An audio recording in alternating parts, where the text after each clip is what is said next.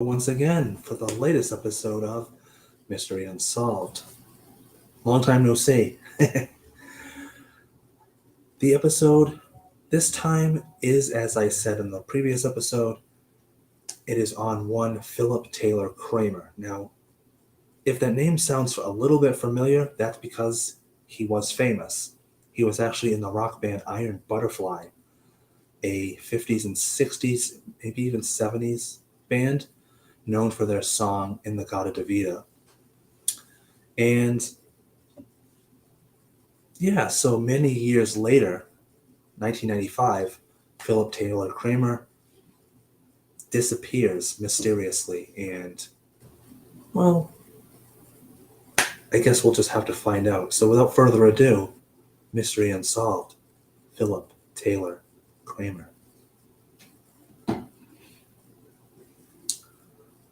On February 12th, 1995, Kramer drove to Los Angeles International Airport to pick up a business associate and the associate's wife. The business associate had a principal investor in Total Multimedia and also a principal instigator, and also a principal instigator, of its bankruptcy reorganization. So it's worth noting that at this stage in his life, he had developed his own business. Hence the reason he's picking these people up, because they were invested in the business and stuff. On his way to the airport, Kramer telephoned his wife to advise that plans had changed and that the business associate and his wife should go directly from the airport to a hotel, where Kramer and his wife would meet them later. Kramer nonetheless appears to have spent 45 minutes at the airport for unexplained reasons. Kind of weird, right? During his travel to and from the airport, Kramer made a flurry of cell phone calls, including calls to his wife, Ron Bushy, and finally to the police. In the latter call, Kramer said,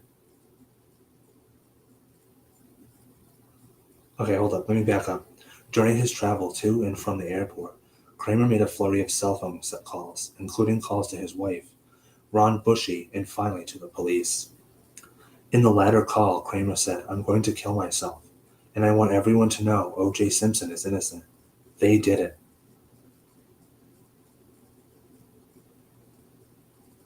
That is a really weird suicide note if I ever heard one. I'm going to kill myself, and I want everyone to know O.J. Simpson is innocent. They did it. End of story. That's the end of the quote right there. Prior to his disappearance, Kramer was hired to analyze the authenticity of a videotape that the FBI and the DEA had on the O.J. Simpson murder trial. The Office of James Traficant investigated Phil's case and twice asked the FBI to look into it. The FBI did not believe there was enough reason to launch a separate criminal investigation on its own, although it assisted the Ventura County Sheriff's Office. Kramer was never heard from again. Just like that, he was in his car. He made calls on his phone, and he made calls on his phone in his car, and that was one of them. And no one ever heard from him again. His disappearance led to a massive search, many news reports, and talk show segments, including an episode of The Oprah Winfrey Show, America's Most Wanted, The Unexplained Strange Disappearances, that first aired on June 7th, 2000, and Unsolved Mysteries, Season 8, Episode 3. I've seen the Unsolved Mystery episode like 3 times. Oprah, like they're really serious about finding you when you're on Oprah. Like, they're talking about you. Because I never really watched the Oprah show. I was too young, but I'm pretty sure she didn't talk about, former rock stars disappearing off the face of the earth. An article in Skeptic Volume 4, Number 2, 1996, by Frederick L. Rice, reported numerous conspiracy theories about his death. In the beginning of March 6, 1997, an episode of Coast to Coast AM, remote viewer Ed Dames told Kathy Kramer Peterson, Phil's sister, that team's findings were that Phil was murdered. The body was buried but quickly decayed due to water and was brought to Montana from California. Most recently, the mysterious disappearance of Kramer was highlighted in an episode titled Conspiracy, Philip Taylor Kramer, on an audio podcast named Supernatural with Ashley Flowers. Actually, I think I remember that. Released on August 24th, 2021. Update. On May 29th, 1999, Kramer's Ford Aerostar minivan. Dude was driving a minivan. This guy was a former rock star. Like, you have just completely detached yourself from your former rock career when you're driving a goddamn Ford minivan. Kramer's Ford Aerostar minivan and skeletal remains were found by photographers looking for old car wrecks to shoot at the bottom of Decker Canyon near Malibu, California. However, his father never believed he killed himself and is quoted as saying, Taylor had told me he had a long time before there were people bothering him. Taylor had told me a long time before that there were people bothering him. They wanted what he was doing, and some of them threatened him. He once told me that if I ever say I'm going to kill myself, don't you believe it one bit. I'll be needing help. So, in other words, he got tied up in some crazy shit. Obviously, he had some really big conspiracy theories, and people thought, and he even knew, and his dad knew, and he even said, if there's ever a video or you ever hear me say that I want to kill myself, don't believe it.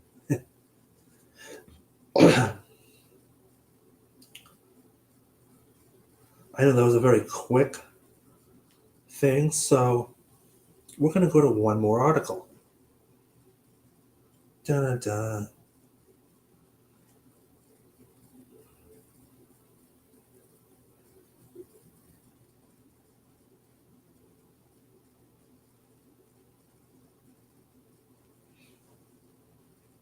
So far, what do you think? Do you think he killed himself? Do you think someone else killed him?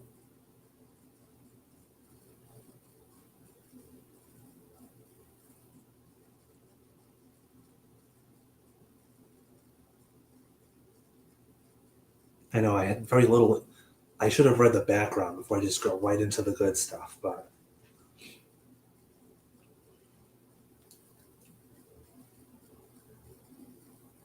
while Kramer clearly lived his life, truncated life to the fullest. Oh my God. While Kramer clearly lived his truncated life to the fullest, I don't know what truncated means, his 1995 disappearance and later reported suicide has left many wondering what really happened. At the time Kramer initially disappeared, he claimed to have been working on technology he said would enable a computer to spot a missing child amidst thousands of people, and all by showing the technology just a portion of the child's face. So he came up with Amber Alert before the person that came up with Amber Alert did. In hindsight, it certainly sounds like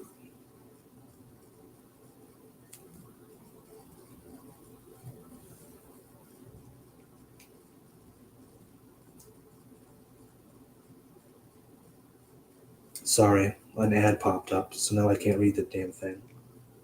I'm going to have to get off of it.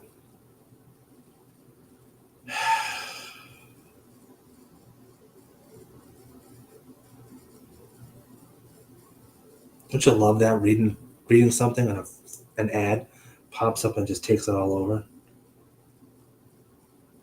In hindsight, it certainly sounds like Kramer was working on a kind of image recognition technology that approaches the machine intelligence in use today. Taking his mysterious and secretive behavior into account, many have also theorized that some individual or agency had been pursuing him because of his potentially groundbreaking work. But was this really the case?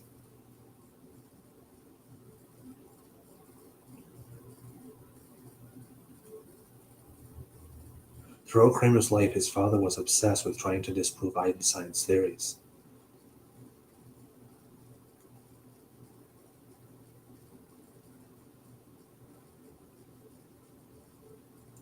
While Kramer was a child, he enjoyed learning about his father's research and eventually became interested in science.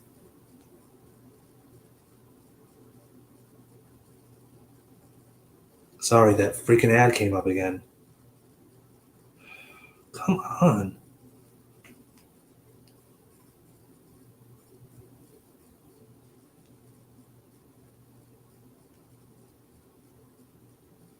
There we go.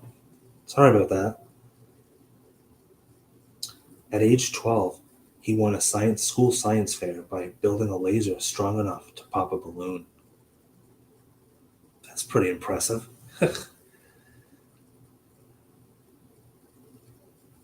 Though Kramer had the curiosity and passion for learning, he chose not to pursue a college career. Instead, in 1974, he joined the psychedelic rock band Iron Butterfly. Okay, so it wasn't 50s and 60s. I apologize.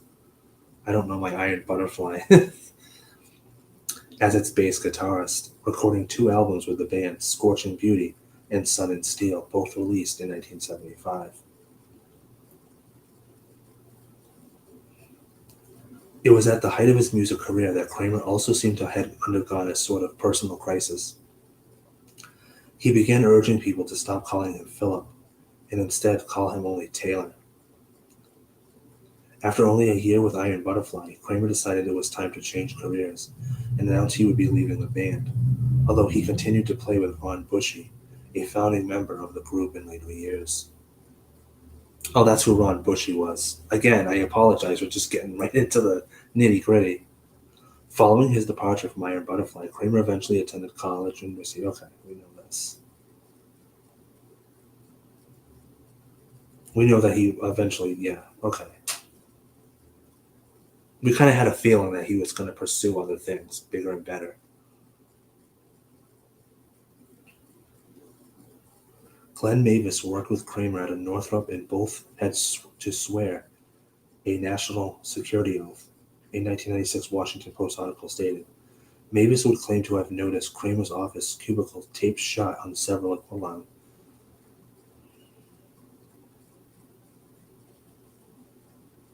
I hate when I skip something because I don't think it's important, and then a name pops up and... Okay, he attended Western States College of Engineering. From there, he went on to the MX Missile Guidance System for us. Okay, it's just for the Department of Defense, a position that would have granted Kramer access to the sensitive information, the likes of which some believe could have affected his life later. Okay, that's kind of important. Glenn Mavis worked with Kramer at Northrop. Both had to swear to a national secret oath. Mavis would claim to have noticed Kramer's office cubicle taped shut on several occasions. Some engineers did, to signal that their work was classified and not to be viewed by anyone else. Mavis isn't sure exactly what Kramer was doing, the Post reported, but he knows it involved help to the MX missile to fly accurately.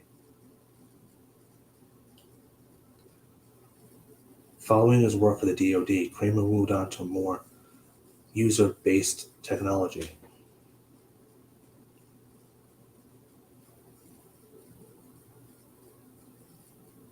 It's just everything that he did. Okay, we already know he worked on classified important stuff. We don't need to know every little thing he worked on. And it's a lot. I've already scrolled past 3 huge paragraphs of all the stuff that he did.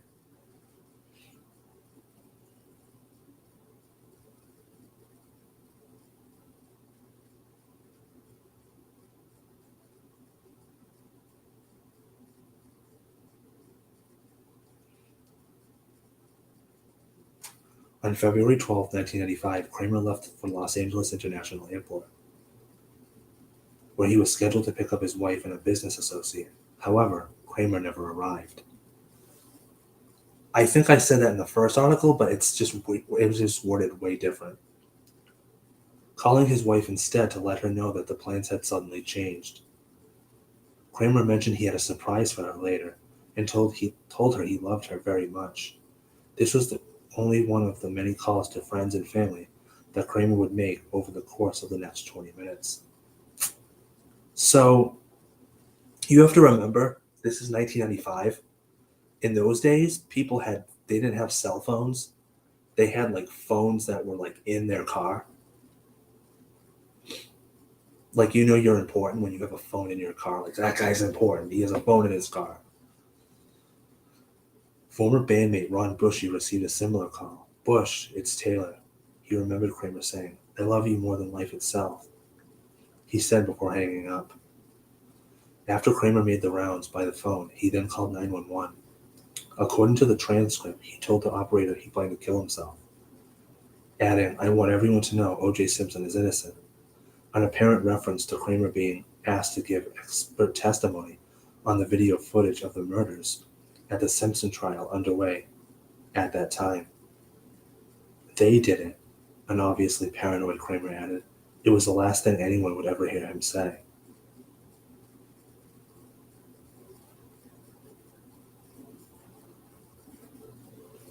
Kramer's disappearance, oh, we already know that. Yep. Standing at 6'5" and weighing 220 pounds, Kramer made for a memorable figure and would have been hard to miss. While many people did come forward claiming to have seen him after his disappearance, no leads were produced and helped provide any clues as to his whereabouts. And of course, they found him. Although his estimated value was in the millions, a total of just 40 cents was found in his pocket, not even enough to afford the airplane parking he would have had to pay for had he kept with his original plans the day he disappeared. How weird is that? 40 cents to his name. Though Kramer had now been found, questions still needed to be answered, mainly how he and his car ended up at the bottom of the canyon. "Someone put a gun to his head," suggested Ron Bushy, who, in addition to remaining a musical collaborator, had also been Kramer's closest friend at the time of his death. Because he just made a breakthrough in his new technology. Both local police and the FBI investigated Kramer's death. Some did in fact wonder if foul play was involved. Was Kramer driven off the road to prevent national secrets from leaking? Had his murder been to stop any more information about the Simpson case from being released? I did not even connect the dots to that, but to think that he was murdered because he knew about the O.J. Simpson case is wild. I don't think that was it. It was probably because he was working on new technology. Based on the coroner's report, it seemed that Kramer died only a short time after he disappeared. Conspiracy theories that range from a government cover-up to time traveling soon began to surface as possible scenarios that might have led to Kramer's death. Claims the majority of which are either impossible or at least have no way of being verified. While family denies that he would have killed himself given the chance, suicide seems the most probable answer today, and that the only one police gravitated toward the time because they always do. Anytime they find somebody that looks like they killed themselves, that's immediately what they go with. Number 40 is cops. Go to prior episodes if you've never checked this out. Go to any of my cases that took place in the 40s. People will be like, "Oh, they killed themselves." Like, no, that's not how it happened at all. "We got no motive," said private investigator Chuck Carter, a former police officer and DEA agent hired to investigate the case. All right. So what do you think? Do you think he killed himself? I don't. I think people who knew what he was working on and wanted the technology that he created killed him. That seems like the most obvious. Not because he was connected to the O.J. Simpson trial and knew stuff that no one else knew. He didn't time travel with Bigfoot. That's just crazy. I threw the Bigfoot part in. So yeah, what do you think happened to Philip Taylor Kramer? If you have any thoughts, you know what to do. Drop them in the comments on YouTube. If you're on Facebook, drop them in the comments. If you watch this on Instagram, you can DM me or you can drop them in the comments. I do hope you enjoyed this episode of Mystery Unsolved. Nice double feature tonight. And do stay tuned for next Friday's episode, where it will be on who shot and killed Johnny Ringo. This has been Mystery Unsolved, the mysterious disappearance and death of Philip Taylor Kramer. I'm Justin Bienvenu. Until next time.